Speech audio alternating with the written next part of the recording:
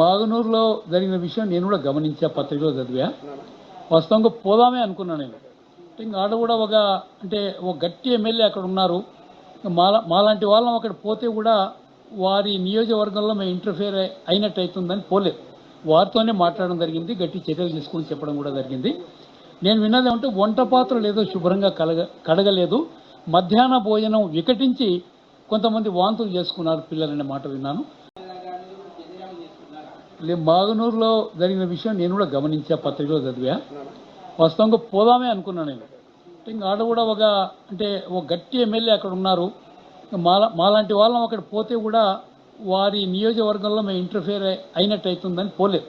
వారితోనే మాట్లాడడం జరిగింది, గట్టి చర్యలు తీసుకుని చెప్పడం కూడా జరిగింది. నేను విన్నది ఏమంటే వంట పాత్రలు ఏదో శుభ్రంగా కడగలేదు, మధ్యాహ్న భోజనం వికటించి కొంతమంది వాంతులు చేసుకున్నారు పిల్లలనే మాట విన్నాను.